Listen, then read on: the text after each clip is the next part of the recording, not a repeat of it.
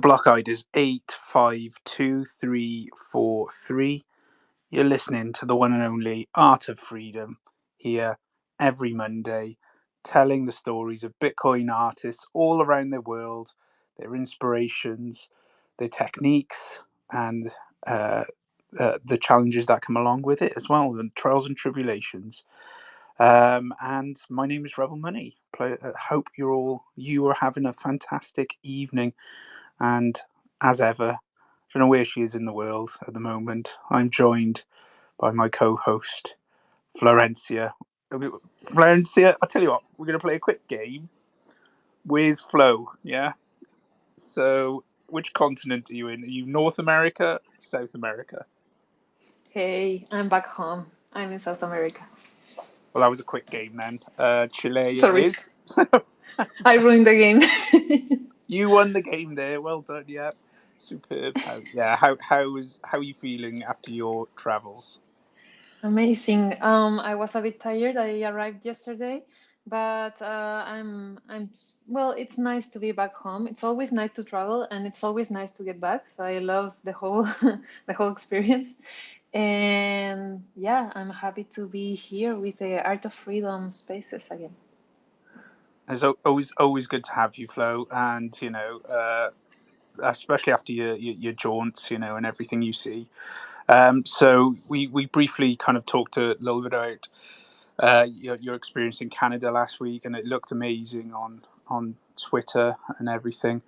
How are you gearing up now for Nashville? Yeah, this week is going to be crazy. It started already a bit crazy. Canada was such a good experience. If anyone has the chance to go for Bitcoin Rodeo or just to be there, I really recommend it. It's so beautiful if you like to go hiking, if you like, I don't know, everything I saw, the culture and the conference itself is small but like cozy, and people are so welcoming. It's amazing. And now I'm trying to focus on Nashville. I'll be traveling on behalf of Panties for Bitcoin, but I will have an art a piece in the gallery, so I'm very happy for that. And I'm happy to see you and everyone who is coming. Yeah, it's going to be awesome. Really looking forward to seeing a lot of people that are in the room at the moment. So it's going to be cool. It's going to be awesome, and yeah, it's great. I hope you bring some great pants. Panties for Bitcoin in any way inspired your artwork at all? Yeah. Excellent. There we go. I mean, you have to be comfortable to be a great artist. You have to have the best panties, and there is only one best. There is no second best. There is no second best. There we go. That's a good line. That I don't know who you got that from, but No, I'm just that creative. that was really great. Good, excellent. So welcome to the Art Freedom, sponsored by Panties for Bitcoin, unofficially. So yes, I'm really looking forward to it. It's going to be a crazy event, and I'm no doubt people have seen the events of what happened on the weekend and some of the headline guests that we're getting. There's even some rumors now of like Elon Musk turning up. So like, it could be like insane. But from that point of view, but we're going to be solely focusing on the art. And proud to say that the Art of Freedom is going to be running the whale walkthrough. So on the very first morning, the very first event of the Bitcoin conference is going to be an art event, and that is where we're going to take the whales through, as in not the country, sadly. Although I do see the irony of people, me kind of giving talk Wales, person from Wales talking to Wales. Anyway, so it's going to be, we're going to take them through the gallery, show them all the incredible works of art, really inspire them with a Bitcoin message, and talk to them about the stories of the artists there. So there's the whale walkthrough. That's on the official calendar. We're also going to do a unofficial pleb walkthrough, which is we're gonna go through the gallery. We're gonna name a time and a day. It's probably gonna be sometime on the Friday. We're just gonna get a load of our artist friends together.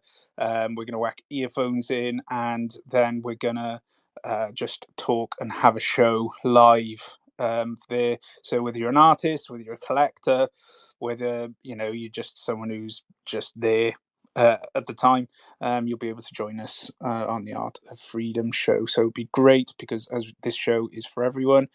Just before we introduce the guests, the rules of the show, it's simple. If you want to speak, and we do actively encourage you to speak, by all means, please just ask for an invite, and we'll do our best to get to you.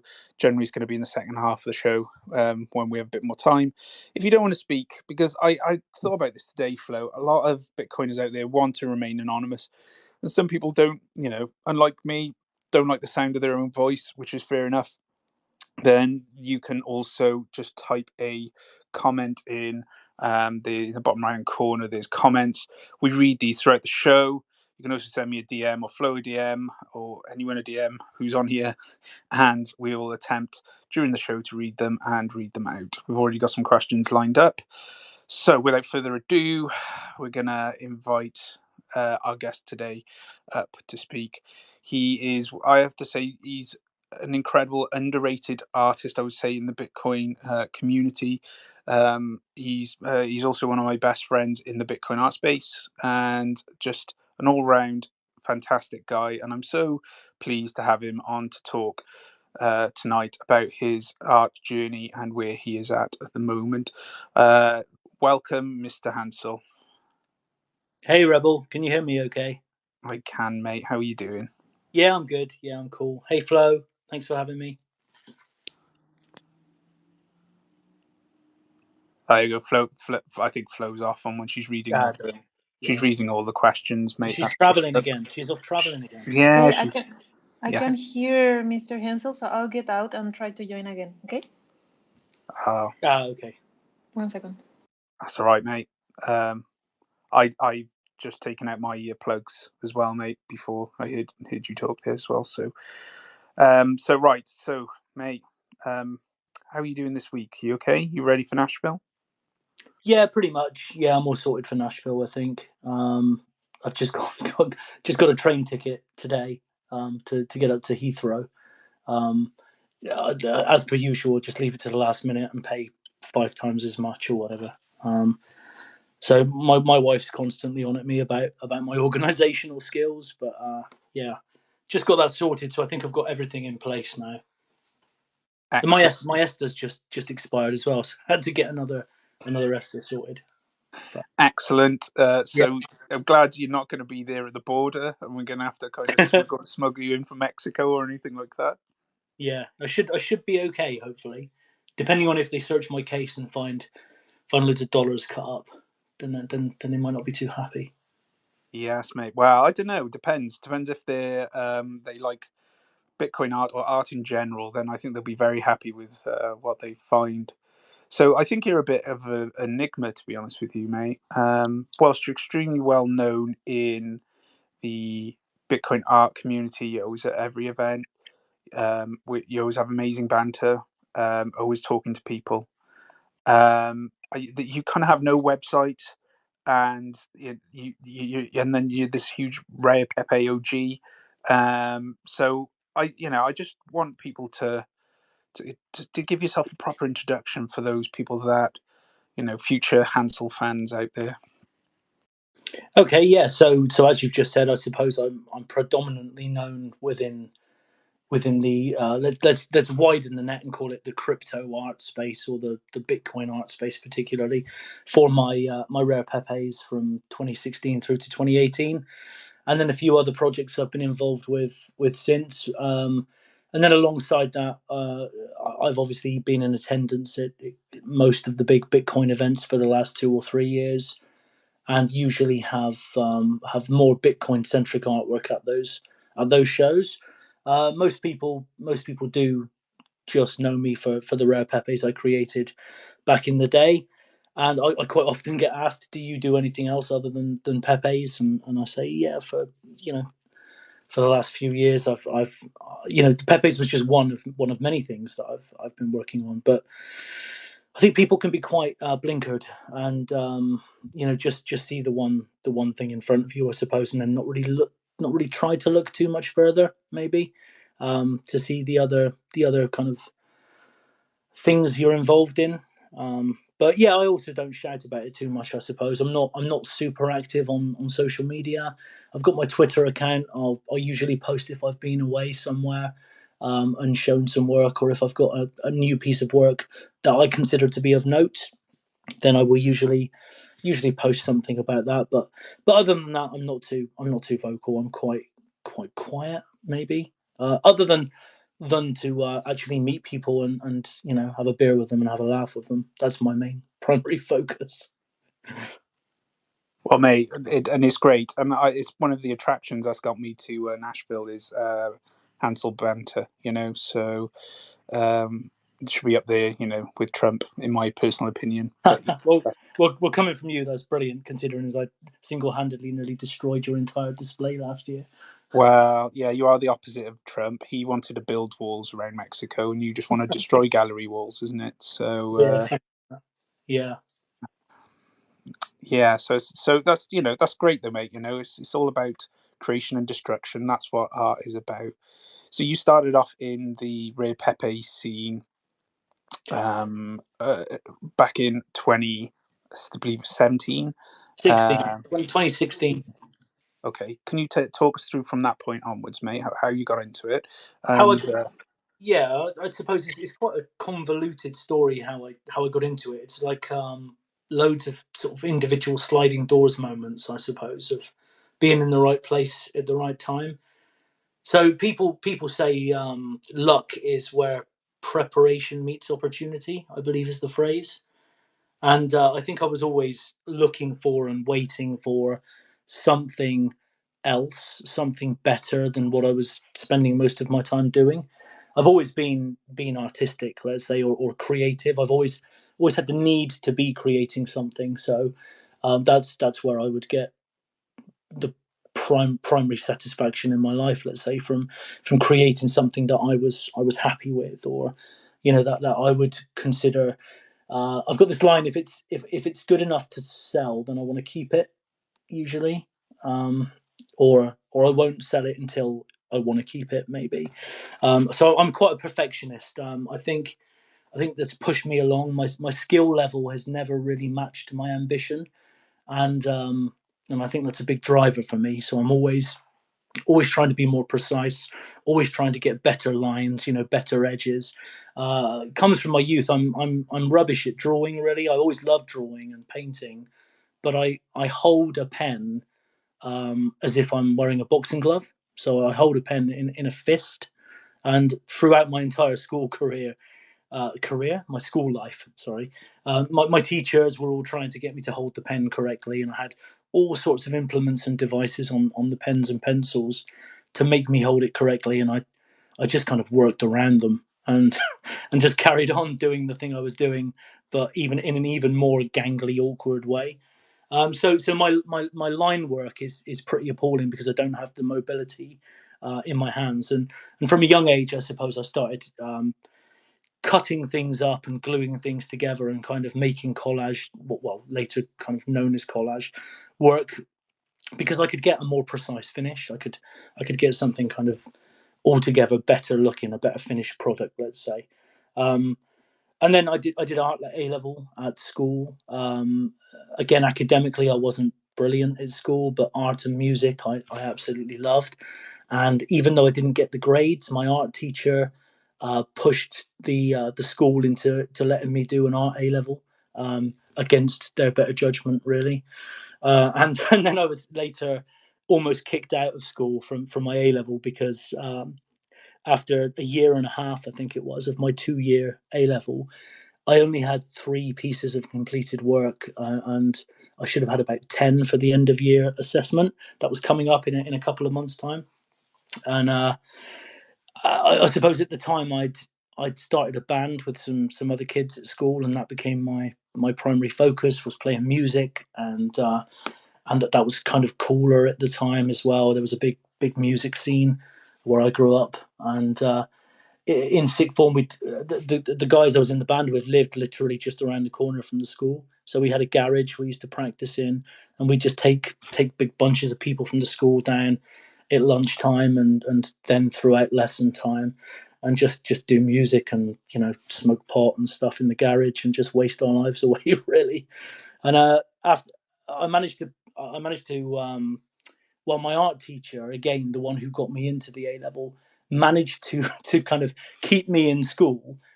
She persuaded the head teacher to not kick me out on the kind of provision that I came in for the whole Easter holiday and made 3 or 4 decent pieces of artwork. So they just basically gave me the keys to the art block, and I came in every day and created artwork. But I got a couple of my mates to come in and do it with me. So I kind of managed to get about 6 or 7 pieces of art made. They weren't all mine necessarily, but they had my name on them. and I scraped an A level in art. And again, then I kind of went where my mates went. Really, I was one of those. I was a disruptor. Really, I wasn't really into education, and I was supposed to do the first year of an art degree, the foundation art degree. That was going to start the following September, and basically my band was taking up all of my bandwidth, let's say, at the time, and so I just basically fell in with my band and didn't bother going. So I was supposed to do an art degree or to do the first year and then see if I had what it took. But I never did, and that's kind of one of my biggest regrets, really, that I never took that path. But the next 8 years I played with my band and we had an amazing time, kind of playing around the clubs and pubs and bars and dives of the southwest of England, and it was a brilliant time, and we had some amazing experiences. So kind of my creative outlet for that 8 years was music rather than actual physical artwork or the collages I'd been making before that. And that took me up to pretty much my late 20s, where then the pressures of jobs and building your career and buying your first house and all of that sort of stuff then basically took over for a couple of years, maybe 3 or 4 years, where I then just concentrated on saving up for a deposit to get my house. So I just didn't really go out. I just hung out with my girlfriend at the time, and we saved up to get our house. And yeah, so there was a bit of a creative hiatus there, I would say. But then that strangely is what got me into Bitcoin. Really was that kind of, we bought our first house in 2007, and then 2008 the financial crash hit, and we lost about a third of the value of our property. We couldn't remortgage the following year after our 2-year fixed rate had ended. And I just remember being absolutely disgusted. We were heartbroken. We were on our knees, really, financially, and the banks were just asking for more and more money from us. It was already costing us maybe over half of one of our salaries just for the mortgage. And I just remember thinking that all across the nation, there's people, hardworking people, being broken and crippled by these kind of financial mistakes that are being made by the so-called experts, and yet there was absolutely no culpability anywhere for the people that caused it. And I was absolutely disgusted at the time by that fact. Now ultimately it all kind of sorts itself out over time. Economics kind of goes through cycles, and you have bad times and well, not so bad times. I don't know about good times, but basically when I first started hearing about Bitcoin in 2012, 2013 kind of time, I didn't realize, but I was kind of looking for it. I was looking for some alternative to this system that can just fuck you over and leave you on your knees. And I saw that alternative in Bitcoin. So I did. Yeah, it was the something better I'd kind of been looking for.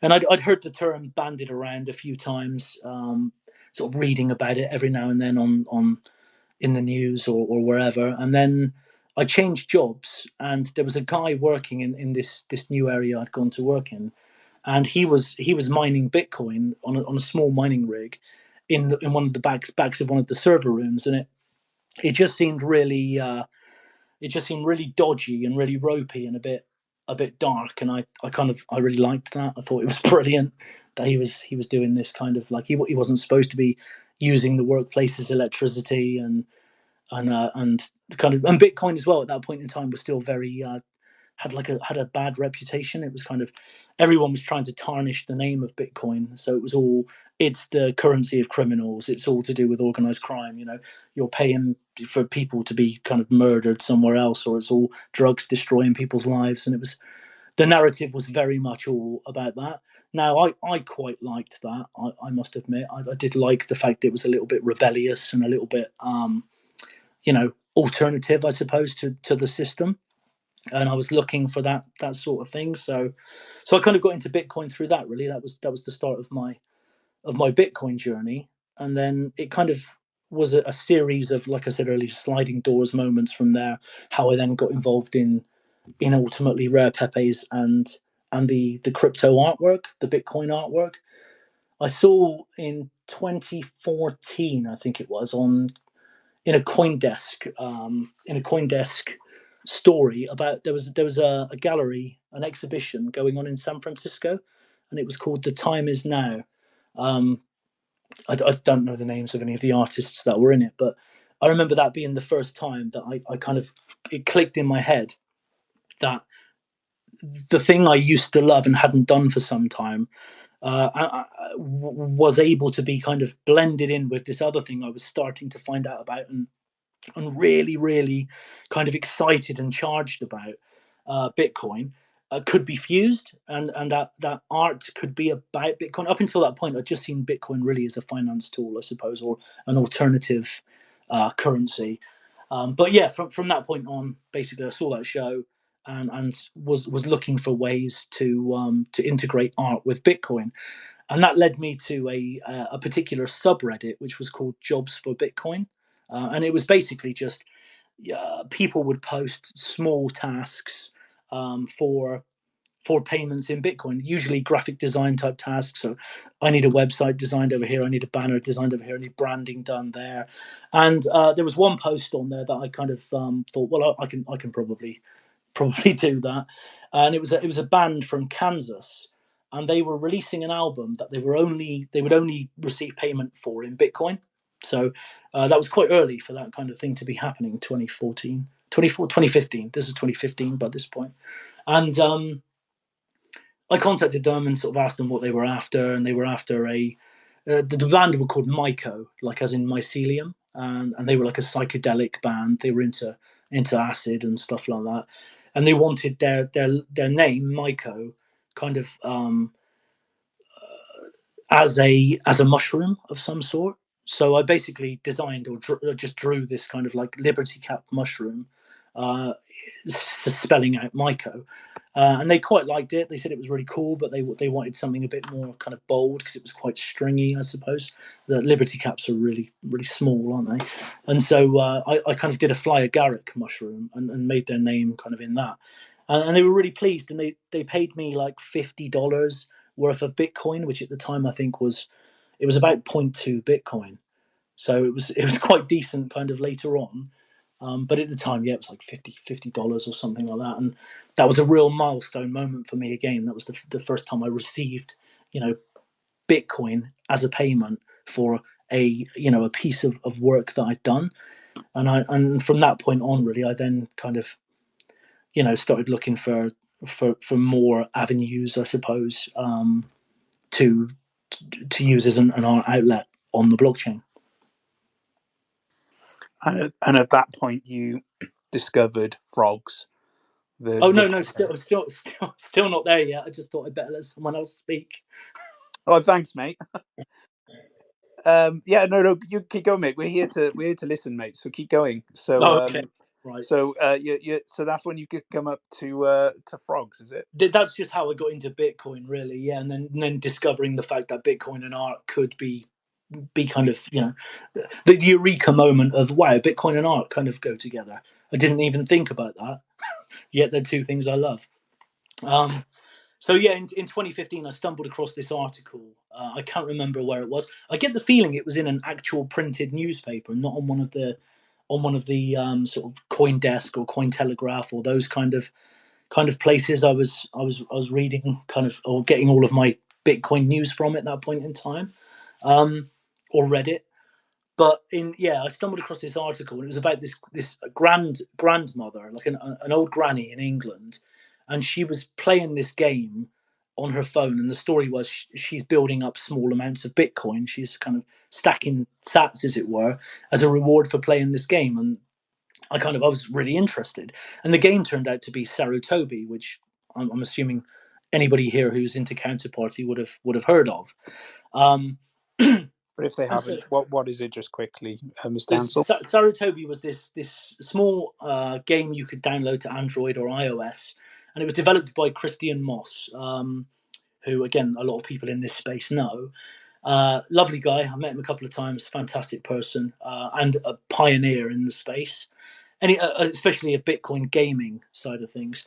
Anyway, Sarutobi was this game. You get this little monkey, and I think Sarutobi translates in English from Japanese as like throw the monkey or chuck monkey or something like that. And it's all about throwing a monkey.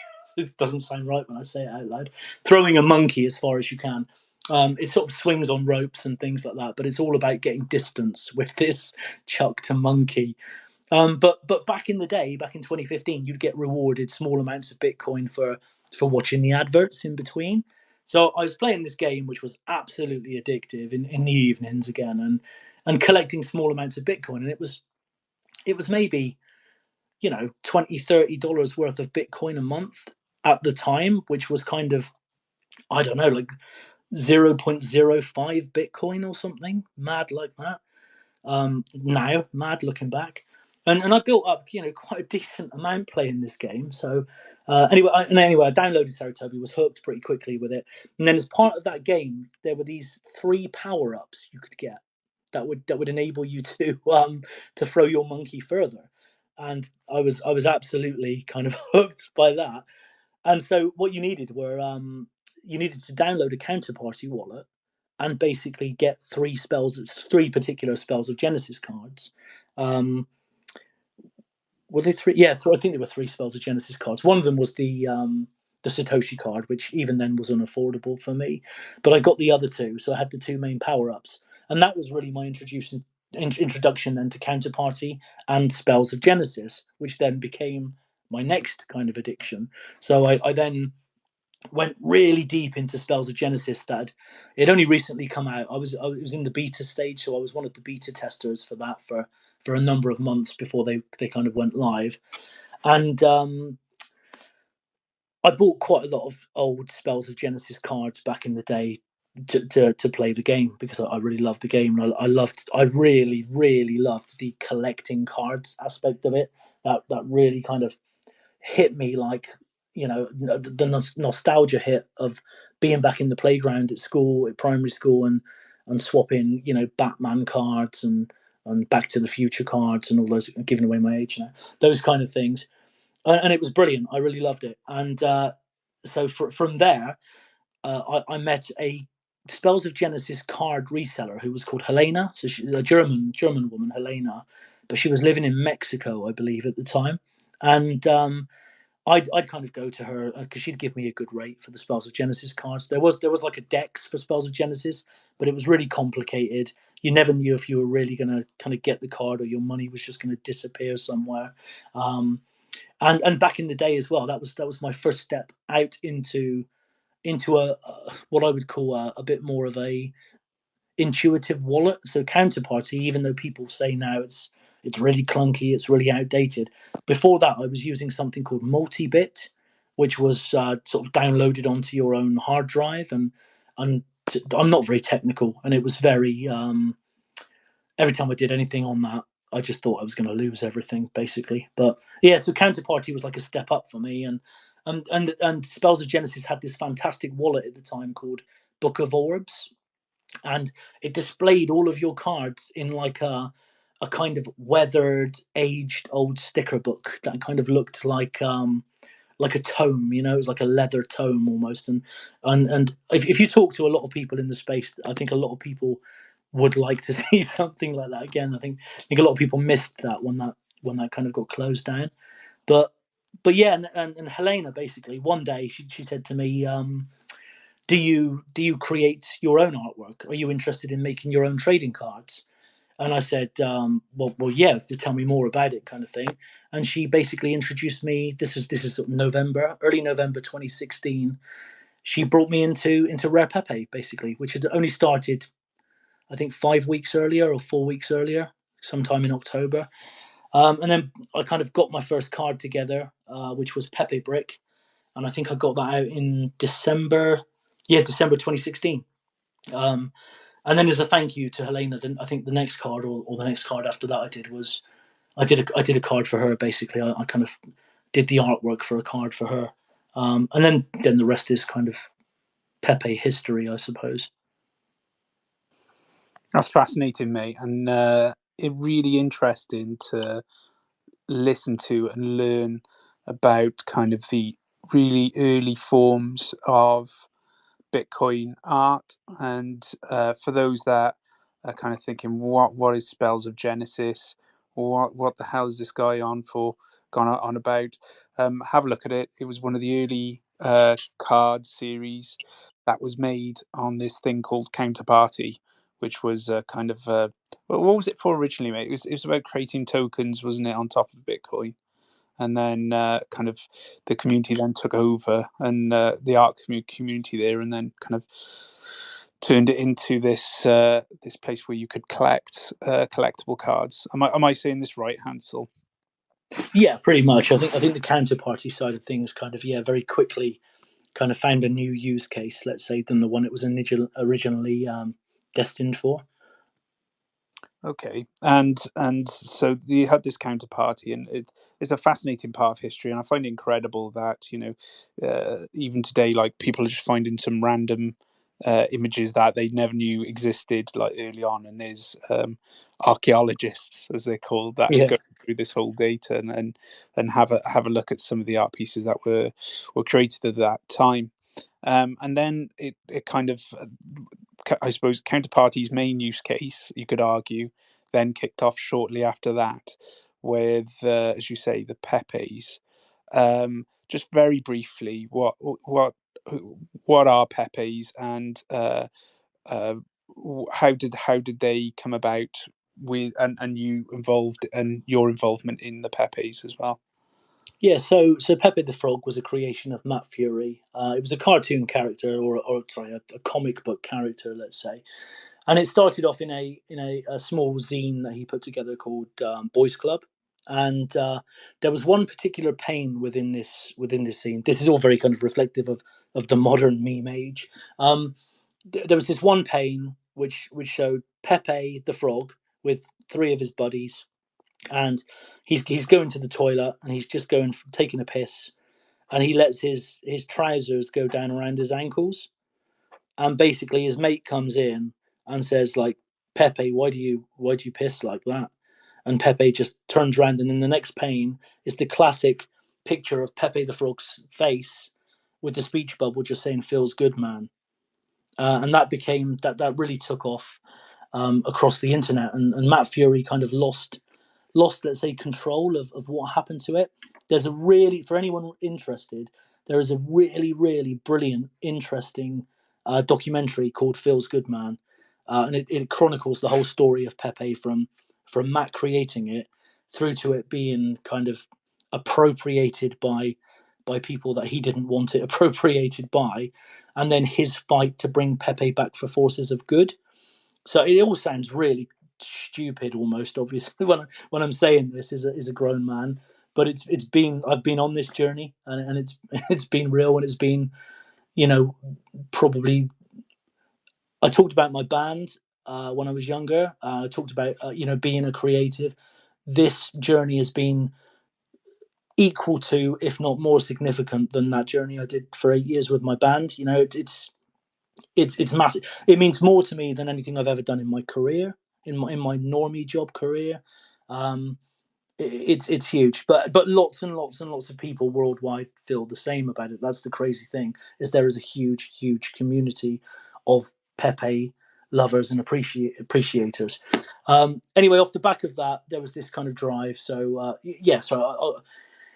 Pepe was kind of used on 4chan, and the image was coming up quite a lot on there. And then what 4chan users would describe as normies came along and started posting their own Pepe images and using Pepe, and they didn't really like this, and they started getting more and more kind of let's say not safe for work with the Pepes they were posting. So they were trying to put normies off from using their 4chan chat by being very, very offensive, and having Pepe dressed as a Nazi, or having Pepe murdering people, just really kind of nasty images. And this was where in the documentary Matt Fury kind of loses his mind on the whole thing and says, it's kind of, I've lost control. It's become something other than the thing I created now. And as an act of rebellion, I think he killed Pepe off in his zine. But then he has a change of heart and decides that Pepe kind of has become, as people have banded around a few times now, the Mickey Mouse of the internet. It is this kind of thing that's bigger than one person or bigger than a group of people now. And so he then kind of champions this new movement, which was, let's take Pepe back. Let's use Pepe for forces of good. And he encouraged people to go out and make Pepes, basically. But good, nice, positive, light side Pepes, let's say, rather than the dark side Pepes that had been sort of taking over. And it kind of went on from there, really. And then around that time, kind of Mike created his first rare Pepe, the rare Pepe card, and posted that. And then I think Joe and Sean and a couple of other, Theo maybe. Yeah, Theo, definitely. They were the first three. And John Villars, the guys who all became the rare Pepe scientists, they started creating cards as well. And then Joe Looney created the rare Pepe directory. And then it became a thing, basically. And more people who were looking for that outlet, like myself, found it and became part of it and have never left since. And I would say that is, probably 50% of kind of everything I do kind of goes back to that frog. So I'm very interested. Sorry, Flo. I'm actually, this question is actually for you, Flo.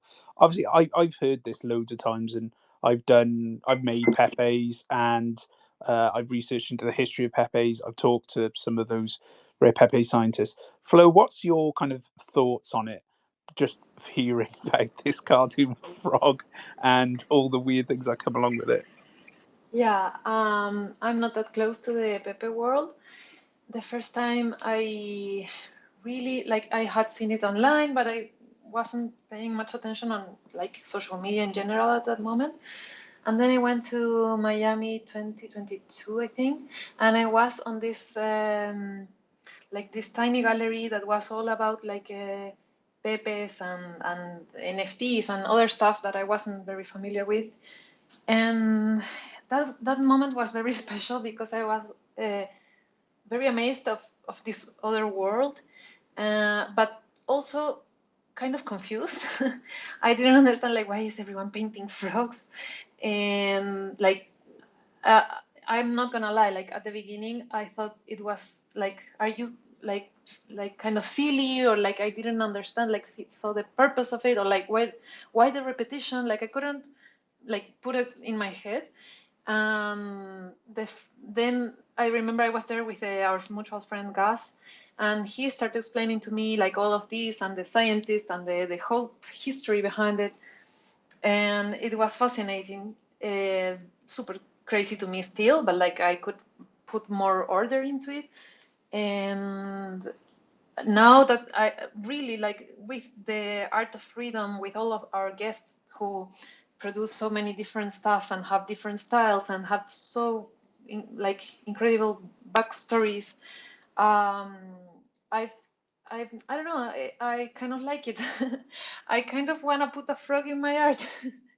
I don't know if that's too now to just to follow, but I don't know, it's making this more sense. And what you just said, Hansel, that I don't know, some people get to know or go deeper into Bitcoin and into this new world. through these memes and through this other stuff, and everyone has a different journey, and there's something to learn from that. So yeah, it's still a bit crazy to me, but I really like it more. And also, I also think it's very beautiful what we were talking the other time. I don't remember which episode, that like the Pepe becomes like an excuse to make, to paint, to draw, and there are so many Pepes in so different styles. And I'm a technique nerd, so I really love like how this creature can be transformed in so many ways. So that is actually, I think, my favorite part about it. I'd agree with that totally, Flo. But don't discount the fact that it is still very silly. That was one of the draws of the project. You know, we were a bunch of like-minded people around the world that found each other through this common medium. So, you know, we were all, I think most people were looking for something, whether that was like-minded people, which it probably was, like people who were creative, who were artistic, but also had a good sense of humor. So we would make rare peppies to make each other laugh a lot of the time.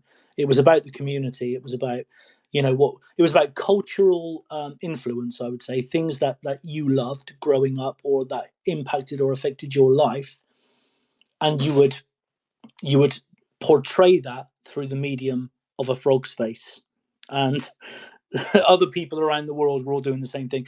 And I remember laughing, you know, where you laugh to the point where you think you're going to black out, because the whatever the two tendons are in the back of your neck just goes so hard and rigid, and it hurts to laugh and you can't stop laughing.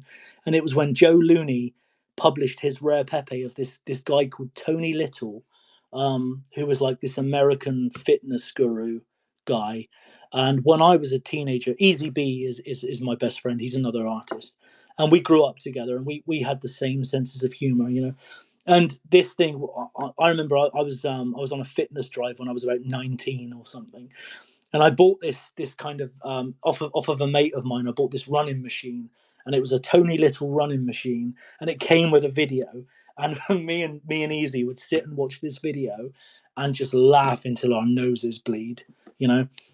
And basically, Joe Looney put out a card of Tony Little on this kind of training machine, you know, and he was mad. He was like a proper steroided up madman, who would shout at the TV, shout at all of his assistants, and everything was just mad and shouting. And we just found that so hilarious. And then when Joe put this thing out, it was like, wow, this is globally funny. Me and Easy kind of laughed at when we were 15, thinking we were the only people in the world that had this little joke. Suddenly that was validated by someone across the pond, you know, that no, this was a worldwide kind of cultural joke, you know. And that was brilliant. That's the kind of thing. It was that commonality, you know. But Pepe was the medium through which that commonality was kind of expressed, or shown, or shared.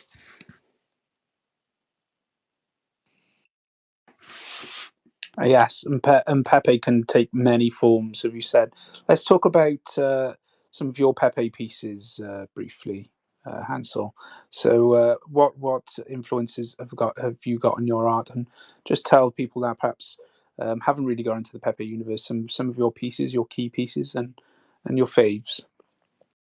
Yeah. So again, as I mentioned, it's usually it usually ties in with some kind of cultural influence in my life, something that I was either into when I was younger, or something that would have made me laugh, you know, or my friends laugh. So, or even something as simple as, you know, the art of brandalism, for instance. So I'm into all kinds of art forms, and I'm very interested and quite well read on certain artists, I suppose. But yeah, so things like Kekogs, that made me laugh as soon as I thought of it, because within the Rare Pepe community, again, for those that don't know, there's this kind of tongue-in-cheek nod to the Egyptian god. I think it's Kekuit, who's called Lord Kek, and back in series one, Rob Ness put together this card called Lord Keck, and it was all hell Lord Keck. You know, he's given us all these magic powers and enabling us to do this work. And the word Keck really then took off within the space and is synonymous with Pepe. So I put together this Keckogs piece, which is Kellogg's, and then I put the subtext of cornflakes, Kellogg's cornflakes, and the picture is the Kellogg's rooster, but with Pepe's face. And people kind of responded to that one very, very well. But that's one of my favorites, definitely. I later found out that somebody else had done a Kellogg's Bitcoin thing and used the term cornflakes, but I didn't know that at the time. I mean, I suppose these ideas are gonna come up again and again and again. And then another one would be I did a card called Blaine Pepe, which was all about David Blaine. So growing up again, or when I was younger, I was quite kind of, as most people, kids were at that time, or young adults, interested in David Blaine. He was kind of a bit of a sensation, and he came to London in maybe 2003 or 4, I would say. And I was up in London doing something at the time, so I went across and saw him hanging from a box on a crane, and he was doing this kind of Jesus act of staying in a box for 40 days and 40 nights without any food or drink, but you could see a pipe and everything feeding him and giving him water. But anyway, kind of Blaine then kind of lost credibility over time, and he sort of disappeared for probably a decade, maybe longer.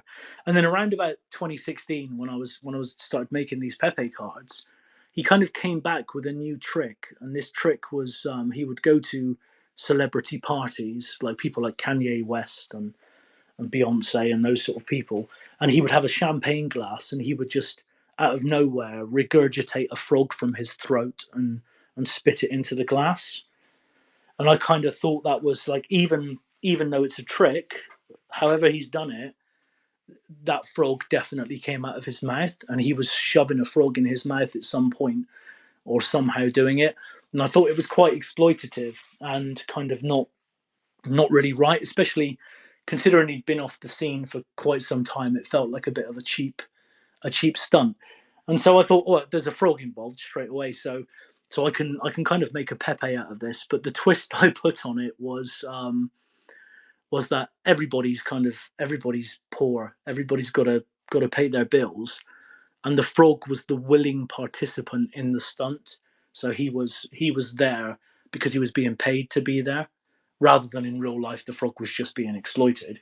So I made this one. So you got the frog kind of as Pepe coming out of Blaine's mouth, and he's just saying, "I got bills I got to pay." And the whole take on that was basically that, yeah, he was supposed to be there. He's doing the shit job that nobody wants to do, but we've all got bills to pay, so we've got to do these shit jobs, you know. So that one meant a lot to me. And then a bit afterwards, I did one called Astro Pepe. The artwork's not amazing on it, but again, that tied in with a real life kind of event that was happening at the time. There was a rocket went off from, I think, Cape Canaveral, and all over the news there was this photograph of the rocket had kind of taken off, and as it had sort of the ignition had kind of hit and the blast came out, this frog had been blown up in the air and was just sort of caught on a photograph of the rocket launching. There was just this frog in the middle of the photograph. So I did Astro Pepe, like the frog in space, off the back of that, because that happened at that point in time. So they're kind of like the ones that are my favourites, I suppose. Pepe Brick, my first card. I looked through the whole directory to that date, which was a couple of hundred cards, and nobody had made a physical rare Pepe. Everybody, there'd been a couple of drawings, but nothing kind of physically made. So I decided to get up to my kids' Lego box and make a Pepe out of Lego, and just put that together. And that's kind of become quite renowned in the space because it was the first ever physical rare Pepe now. But at the time, I was just trying to be different, I suppose. I've got loads of others.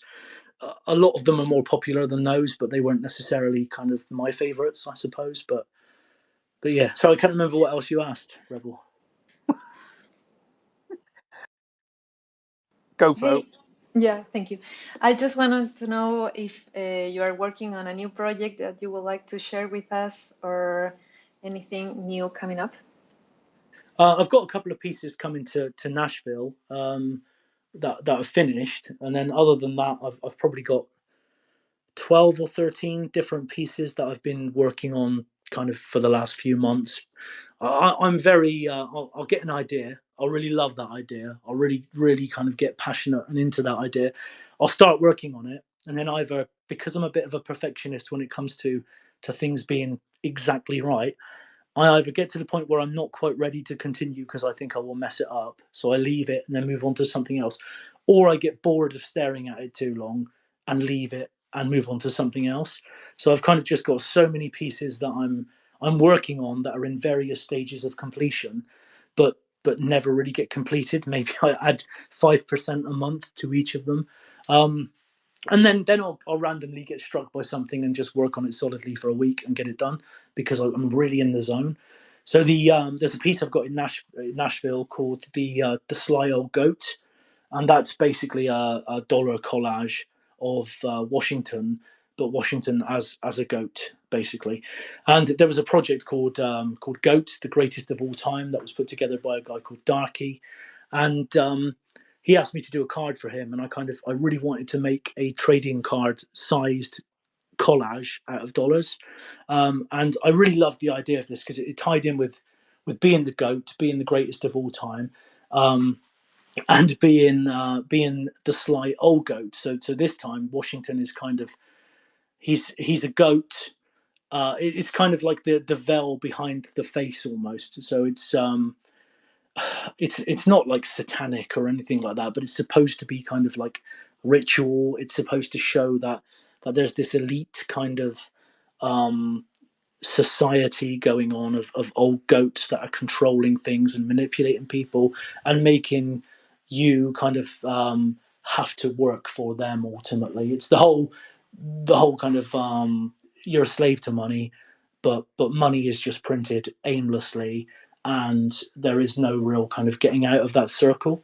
But before Bitcoin, that is.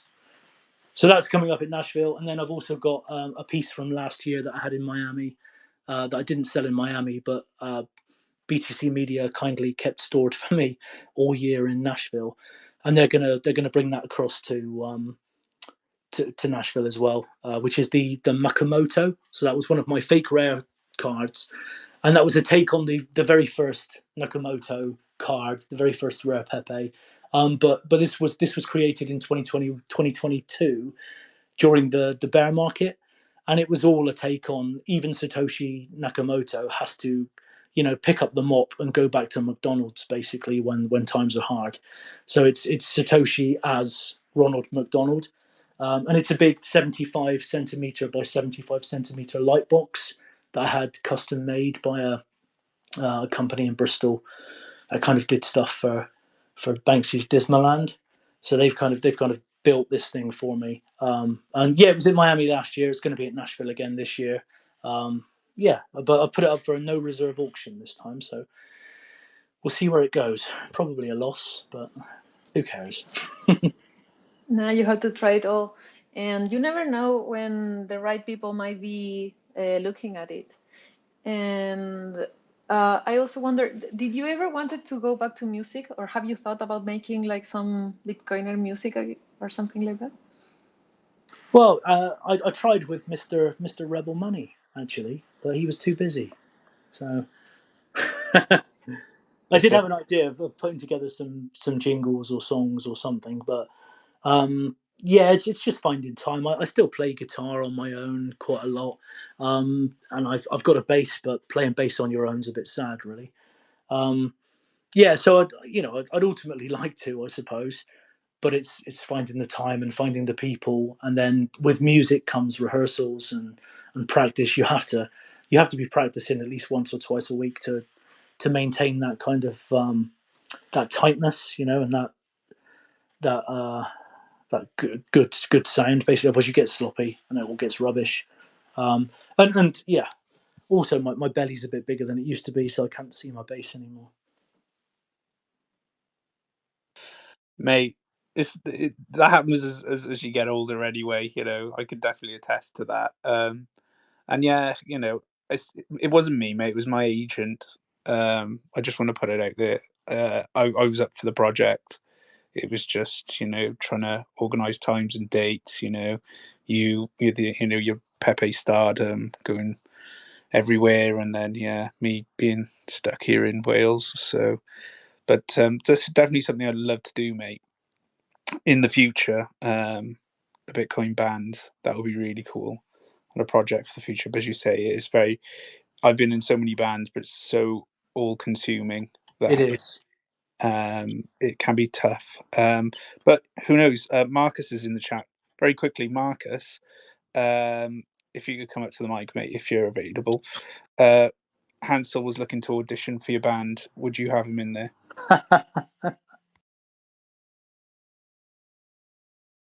Let's see if we can get Marcus up. Marcus, I've sent. Here we go. All right, Marcus, will you have Hansel in your band? Oh, definitely. Hansel's he's the bass player, so Hansel, I hope you bring your bass to Nashville so you can sit in with me. Brilliant. Thanks, Rebel. Marcus, I am massively impressed by your songs. They are top notch, mate. They're brilliant. Oh, thanks a lot. But let's talk about you. And that roller coaster guy thing that you did, that's awesome too. Let's talk about that a bit. No, I tuned in. I tuned in late. I'm gonna have to catch most of this on the replay.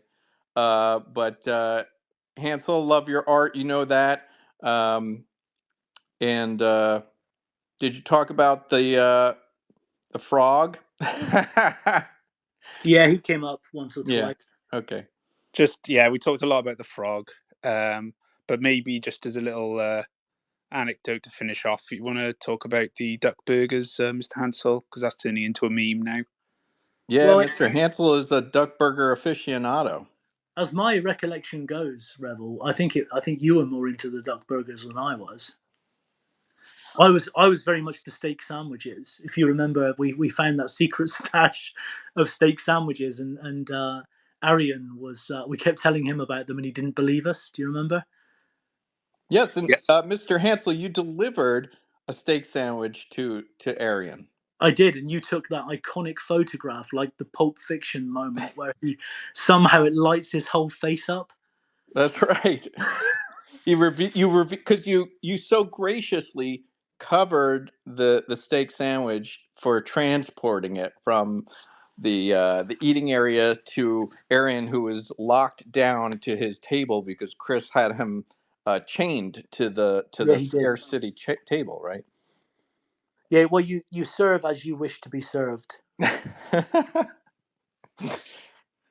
Yeah, but that was a beautiful moment when you allowed Arian to have some food, and he was very gracious. Yeah, he was very, very thankful, and in disbelief that it was true all along. And we'd probably had about 19 of them for the one we finally brought him. Well, yeah, we were already stuffed to the top with steak sandwiches, so. Welcome to the Art of Cuisine. I'm your host, Rebel Money. There we go. For more antics on, if Hansel is available for private gatherings, he does deliver steak sandwiches to weddings, bar mitzvahs, etc. So when he's not in Nashville and creating awesome Pepes, he's definitely out there making people happy. So appreciate that. We've almost run out of time, I'm afraid. And as much as I'd love to talk about steak sandwiches and duck burgers all day, gentlemen, we're going to have to close this conversation off. So, Mr. Hansel, just before we go, is there anything that we haven't talked about that you'd quickly like to mention, and also where people can go and see your artwork? Yeah, for now, like you mentioned at the beginning, I'm only really on Twitter at the moment, so it's at Betty D Lomas, BETTIDLOMAS. Stupid name. I wish I had Mr. Hansel, but I don't. and that's, I'd probably have twice the followers if it wasn't for that. But yeah, that's it. Yeah, at Betty D Lomas. Maybe put it in the link or something.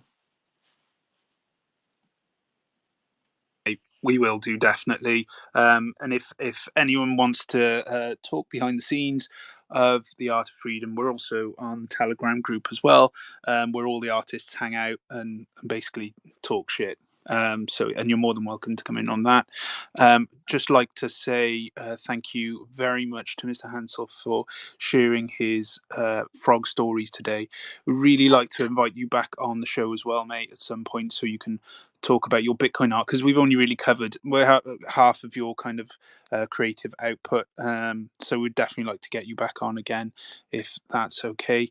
Yeah. Thanks, mate. Appreciate that. Flo, just before we sign off, is there anything else you'd like to say? Thank you, everyone, for being here. Thank you, Mr. Hansel. And I'm so happy to see you guys in Nashville next week. And for everyone, just go have an amazing creative week. Awesome. Have a great week, guys. And we're back next week with Martin, Lucas Ostachowski, and Petek in the lead up to the conference. Have a great week and